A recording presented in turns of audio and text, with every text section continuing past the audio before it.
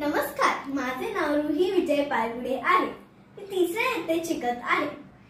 तर आज मी तुम्हाला माझं मनोगत सांगणार आहे, ज्याला मी म्हणते काहीच कळत नाही बुवा. काहीच कळत नाही बुवा, काहीच कळत नाही बुवा. या मोठ्या माणसांचं काहीच कळत नाही बुवा. काही कळलं नाही ना? तरी संकेत दादा सांगत होते, तुम्हाला सारखं सारखं म्हणत होता पटापट म्हण, पटापट म्हण, पटापट म्हण. जर मी हे पटापट म्हटले असते तर तुम्हाला काही कळलंच नसतं, हो की नाही? हो, माझी आत्याची मला म्हणते कशी, बाळ 2 घास जेवण तर घे जरा. आता मला सांगा, 2 दिवसात कुणाचं पोट भरणार आहे? तिसरा घास खावासा वाटला तर झाली ना पंचायत. तर सुट्टी होती म्हणून मी बाबांना गेले, तर बाबा मला म्हणतात कसे, बाळ सुट्टी म्हणून घर डोक्यावरती घेऊ नकोस. आता मला सांगा, एवढीशी मी घर एवढं मोठं डोक्यावरती घेणार आहे.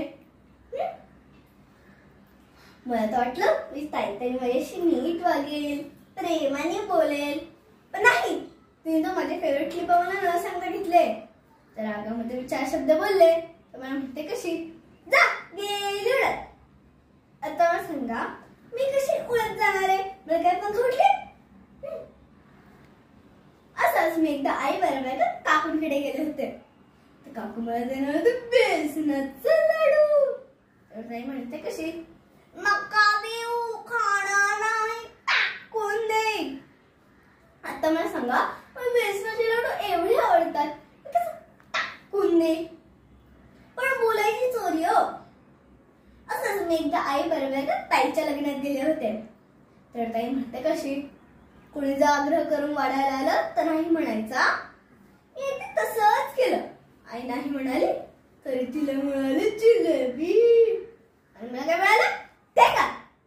ह्याला म्हणतात मोठ्या माणसांच्या भाषेत आग्रह. हो, माझा मंग्या दादा ग्रेटच आहे. रोज माझ्या बरोबर बॅडमिंटन खेळणारा मंग्या दादा कॉलेजची मैत्रीण बघितल्यावर म्हणतो कसा, जा जा फुलं बघ, पानं बघ, निसर्गापासून काहीतरी शिक. असं कोण बोलतं का?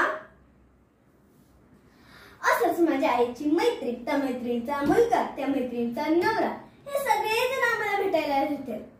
तेव्हा ताईची मैत्रीण म्हणाली, ए बेटी आते ना आता.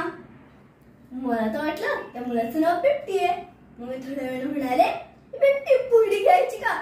तर बघितलं. नंतर मला कळालं त्या मुलाच्या बाबांचं लाडाचं नाव पेट्टी होतं. असं लाडाचं नाव कोणी ठेवतं का? आणि नेहमी म्हणायची, कुणी म्हातारे आजी किंवा आजोबा उभे दिसले तर त्यांना आपल्या जागी बसायला द्यायची. तर मी असंच आजी बरोबर मामाकडे बसने प्रवास करत होते. त्यावेळेस मी एक आजोबा उभे दिसले, तर मी त्या आजोबांना म्हणाले, या आजोबा माझ्या जागेवर बसा. नाही नाही नको नको, आजोबा पळूनच गेले. ही सर्व घटना मी घरी आईला सांगितली. आई म्हणाली, तू कुठे बसली होतीस? म्हणाले, आजीच्या माहितीवर. आणि आणि माझ्या पाठीत ठमक लाडू घातले. हो, माझ्या गणिताच्या राणीबाई पण मला म्हणतात कशा, ए रुई गणिताकडे काना डोळा करू नकोस. आता मला सांगा, एवढे सुंदर माझे डोळे काळ्या डोळ्यांनी बघू. म्हणूनच तर मी म्हणते, या मोठ्या माणसांचं काहीच कळत नाही बुवा. तुम्हाला कळतं का? धन्यवाद.